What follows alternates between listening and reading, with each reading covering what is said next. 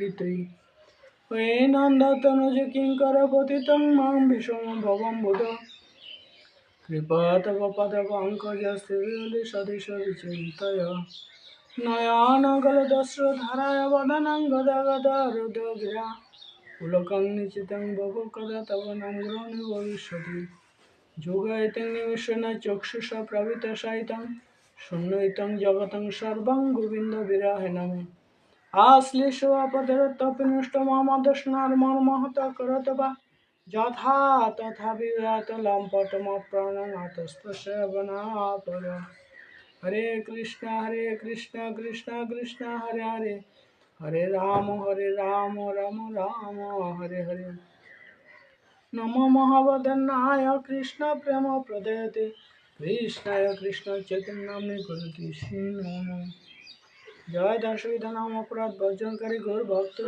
জয় দশবিধ নাম অপরাধ যে সমস্ত ভক্ত ভগবানের দিব্য নাম প্রচার করার জন্য নিজেদেরকে সর্বত্র ভাবে উৎসর্গ করেছেন তাদের নিন্দা করা। 2 নম্বর শিব ব্রহ্মা আদি দেবতাদের নাম এবং ভগবান নাম স্মরণ অথবা তা থেকে স্বতন্ত্র বলে মনে করা। 3 নম্বর শ্রী গুরুদেবকে অবজ্ঞা করা। 4 নম্বর বৈদিক শাস্ত্র অথবা বৈদিক শাস্ত্র অনুগামী শাস্ত্রের নিন্দা করা। 5 নম্বর হরে কৃষ্ণ মহামন্ত্র কীর্তন করা মহাত্মা কাল্পনিক বলে মনে করা। 6 নম্বর ভগবানের নামে অর্থবাদ আরোপ করা। 7 নম্বর নাম বলে পাপাচরণ করা। 8 নম্বর হরে কৃষ্ণ মহামন্ত্র উচ্চারণ করাকে বৈদিক কর্মকাণ্ড বর্ণিত পুণ্যকর্ম বলে মনে করা। 9 নম্বর শ্রদ্ধাহীন ব্যক্তিকে ভগবানের দিব্য নামের মহিমা সম্বন্ধে উপদেশ করা। 10 নম্বর ভগবানের এমন নামের প্রতি পূর্ণ বিশ্বাস না থাকা এবং তার অগাধ মহিমা শ্রবণ করার পরে বিষয় শক্তি বজায় রাখা। এ দশবিধ নাম অপরাধ হৃদয় না বসে কৃপা কর মহাপ্রভু মোচি নাম রসে। হরে কৃষ্ণ কৃষ্ণ কৃষ্ণ হরে হরে হরে রাম রাম রাম হরে হরে পঞ্চকল্পতরু বচ্চ কৃপা সিন্ধু ভবচ্চ পতিতানাং পাবনেং বৈষ্ণবেভ্যো নমো নমঃ। ওম নমো ভগবতে বাসুদেবায় ওম নমো ভগবতে বাসুদেবায় ওম নমো ভগবতে বাসুদেবায়। শ্রীমদ্ ভাগবতম চতুর্থ স্কন্ধ দ্বাদশ অধ্যায় 5 নং শ্লোক তদগচ্ছ ধ্রুব ভদ্রং তে ভগবন্তম অদক্ষজম সর্বভূতাত্মা ভাবেন সর্বভূতাত্মা বিগ্রহম তৎ অতএব গচ্ছ এস ধ্রুব ভদ্রম কল্যাণ হোক তে তোমার ভগবন্তম পরমেশ্বর ভগবান কি অদক্ষজম যিনি জড় ইন্দ্রিয়ের অনুভূতির অতীত সর্বভূত সমস্ত জীব আত্মা ভাবেন তাদের এক বলে মনে করে সর্বভূত সমস্ত জীবে আত্মা পরমাত্মা বিগ্রহম রূপ সমন্বিত। অনুবাদ জয় শ্রী প্রভুপাদ কি জয়। হে ধ্রুব আমার কাছে এসো ভগবান সর্বদা তোমার মঙ্গল করুন। মনু বলছিলেন কথাটা। অদক্ষজ ভগবান সমস্ত জীবের পরমাত্মা এবং এভাবে বৈষম্য রহিত হয়ে সমস্ত জীবই এক। তাই সমস্ত জীবের পরম আশ্রয় পরমেশ্বর ভগবানের সেই চিন্ময় রূপে সেবা করতে শুরু করো। তাৎপর্য বলছে জয় শিল প্রভুপাদ কি জয়। এখানে বিগ্রহম অর্থ রূপ সমন্বিত শব্দটি অত্যন্ত তাৎপর্যপূর্ণ, কারণ তা ইঙ্গিত করে যে পরম তত্ত্ব হচ্ছেন ভগবান। সেই কথা ব্রহ্মসংহিতায় বর্ণিত হয়েছে।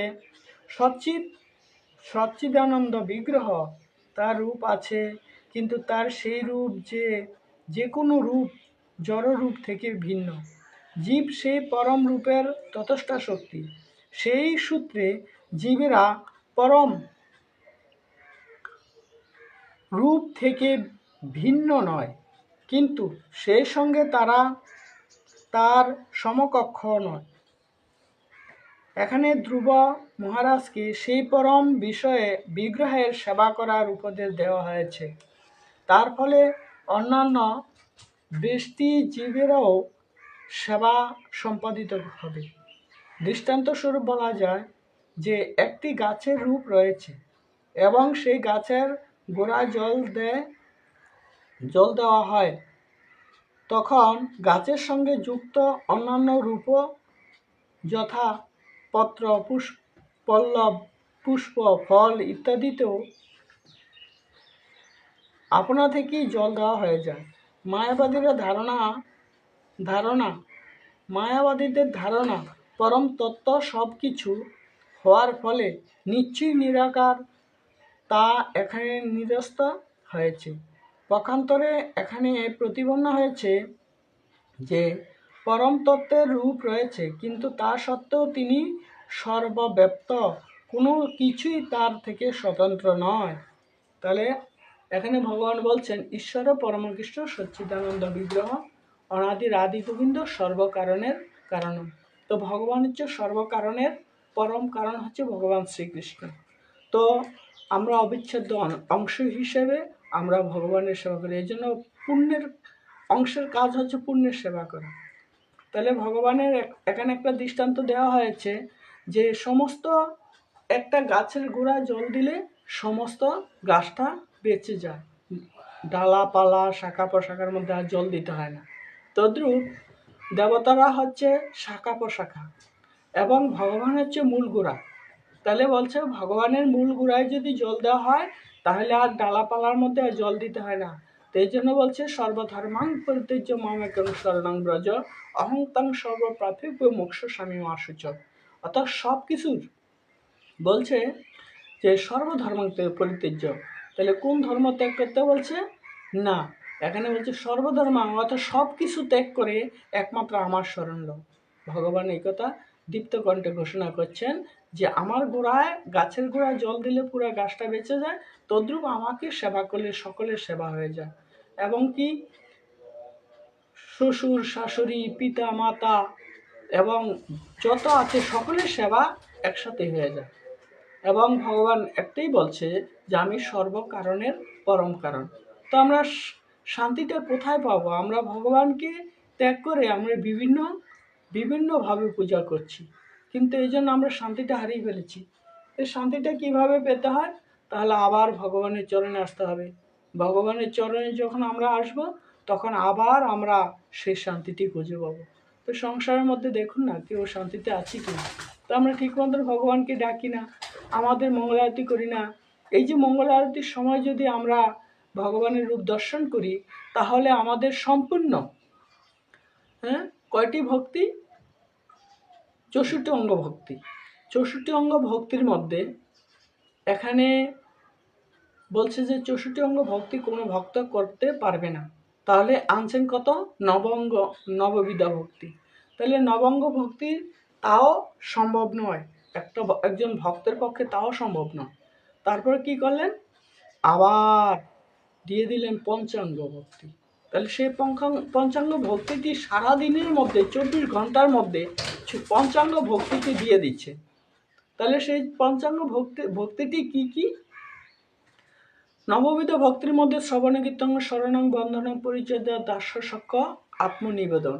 তাহলে এ হচ্ছে নববিধ ভক্তি। তাহলে এটা কোনো ভক্তের পক্ষে সম্ভব নয়। 9টা ভক্তি কমপ্লিট করতে করতে সারাদিন আর অন্য কোনো কাজও করা যাবে না এবং ভগবানের সেবা সম্পূর্ণ করা যাবে না। তাহলে লাস্টে দিয়ে দিয়েছে কত? পঞ্চাঙ্গ ভক্তি। পঞ্চাঙ্গ ভক্তিটি কি কি?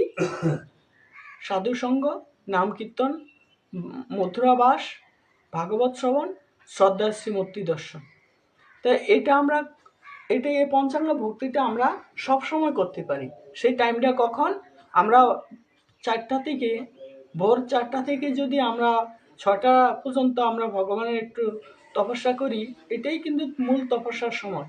আমরা এই সময় যদি ভগবানের এই মঙ্গল আরতিটা করি তাহলে এখানে আপনি পঞ্চাঙ্গ ভক্তিটি সম্পূর্ণভাবে হচ্ছে। কিভাবে হচ্ছে আমি তাও বলে দিচ্ছি।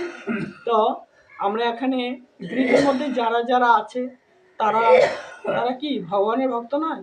হ্যাঁ, তারা সহ যদি আমরা মঙ্গল আরতি করি, আর এখানে সাধু, তাহলে এটা সাধু সঙ্গ হয়ে যায়। তাহলে এখানে বৃন্দা দেবী আছে, বৃন্দা দেবী সাধু, ভগবানের পার্শ্বদ ভক্ত আছেন, স্বর্গস্বামী আছেন, ওনারা সাধু, তাহলে হয়ে গেল একটা সাধু সঙ্গ। ঠিক আছে। তারপরে আমরা যে আরতি করছি কীর্তনতে গিয়ে, সংসার দাবা নললির লোক ত্রাণায় কারণ্য ঘন ঘনতম প্রাপ্তস্য কল্যাণ গুণান্ন বর্ষ বন্দে গুরুচি চরণবিন্দ, এভাবে আমরা আরতিটি করছি। তাহলে এখানে নাম হচ্ছে লাস্টে দিয়ে হরে কৃষ্ণ কৃষ্ণ কৃষ্ণ হরে হরে, হরে রাম রাম রাম হরে হরে। তাহলে আমরা এটাও করছি। তাহলে সাধুসঙ্গ গেল, নাম কীর্তন হয়ে গেল, দুইটা হয়ে গেল, সাধুসঙ্গ নাম কীর্তন। মথুরাবাস, তাহলে যেখানে ভগবান বিরাজমান আছে সেটা হচ্ছে মথুরাবাস। তাহলে এটা হয়ে গেল, তিনটা হয়ে গেল মথুরাবাস। তারপরে শ্রদ্ধা শ্রীমূর্তি দর্শন, ভগবানের রূপ দর্শন করলাম, একটা হয়ে গেল, তাহলে চারটা হয়ে গেল। আর লাস্টে দিয়ে একটু ভাগবত পাঠ। তাহলে আমরা ভাগবত পাঠ যদি আমরা একটু করি, তাহলে আমাদের পরিপূর্ণভাবে আমাদের পঞ্চাঙ্গ ভক্তি দৈনন্দিন আমরা করতে পারি। কিন্তু আমরা অলসতা হয়ে গেছি, আমরা অলস হয়ে গেছি, অলস হয়ে আমরা শান্তিটাকে হারিয়ে ফেলছি। এমন অলস হয়েছি যা নাকি ভগবানকে ডাকতেও আমাদের কষ্ট হচ্ছে। কিন্তু দেখুন, একটু ঝগড়া করতে যান, যাই দেখুন কত শরীরের মধ্যে বল আসে, আমার উপরে কি, তাকে মেরে ফেলবো, তাকে ধরে ফেলবো, কত কিছু আমরা বলি। কিন্তু যখন আমরা ঝগড়া করি তখন আমাদের শক্তি বেড়ে যায়, কিন্তু ভগবানের কীর্তন করতে গেলে আমাদের আস্তে সব ড্যামেজ হয়ে যাচ্ছে। কিন্তু দেখুন, একটু চিন্তা করুন না ভাই, একটু চিন্তা করুন না, পঞ্চাঙ্গ ভক্তি দৈনন্দিন আমাদের ঠিক রাখা উচিত। যদি ভক্তির জীবনে কেউ এসে থাকেন, তাহলে যদি কেউ না এসে থাকেন, তারাও ভক্তির জীবনে আসার জন্য প্রস্তুতি নেন। কেননা এটা ছাড়া আমাদের আর কোনো শান্তির জায়গা নেই, কোথাও কোনো শান্তির জায়গা নেই। জড় জগৎটাই দুঃখালম। এই দুঃখালম থেকে আমরা কিভাবে বাঁচতে পারি? একমাত্র মঙ্গল আরতি যদি না করি, তাহলে আমরা কখনো এই দুঃখ থেকে আমরা বাঁচতে পারবো না। কৃষ্ণ ভুলি সেই জীবন আদে বহির্মুখ, অতএব মায়াতার দেয় সংসার দুঃখ। আমরা কি কৃষ্ণকে ভুলে আছি বিধায় ভাই এত কষ্ট পাচ্ছি? আমরা বুঝতে পারি না যে আমরা কেন এত কষ্ট পাচ্ছি। এই যে 40-50 বছরের পরে উঠতে পারি না, বসতে পারি না, আমরা মাজা ধরে যায়, হাঁটু ধরে যায়, ভগবানের সেবা করতে পারছি না, কত কষ্ট, কত জ্বালা, কত দুঃখ। আবার কি চেষ্টা করবেন আবার এই জড়তে আসার জন্য? আমরা আর চেষ্টা করতে চাই না। আমরা চাই ভগবানের সেবা করে, নিত্য ধামে গমন করে, ভগবানের চরণে ঠাঁই রেখে, আমাদের মস্তক ভগবানের চরণে অর্পণ করে আমরা যাতে সেই ভগবানের সেবাটি চালিয়ে যেতে পারি, তাহলে অবশ্যই আমরা শান্তি লাভ করব, শান্তি লাভ করব, শান্তি লাভ করব। জয় হরি বল, জয় সমত ভক্তবৃন্দ, জয় লাইভের ভক্তবৃন্দ, সকলে চেষ্টা করুন যাতে আমরা ধীরে ধীরে উত্তীর্ণ হতে পারি। আমরা কেন শ্রেষ্ঠ মানব হয়ে কেন আমরা ড্যামেজ হয়ে যাব? না, আমরা ড্যামেজ হতে চাই না। কলিকে কখনো প্রশ্রয় দেওয়া যাবে না। কলিকে যদি প্রশ্রয় দিই, তাহলে আমাদের ঘাড়ে চাপিয়ে দেবে। কেননা যেই পরীক্ষিত মহারাজকে পর্যন্ত কলি ঘাড়ে চাপিয়ে দিয়েছে, যে তিনি পুরা রাজ সিংহাসন থেকে নেমে যাওয়ার সিদ্ধান্ত নিয়েছে। কেমন কলি তাকে পেয়েছিল।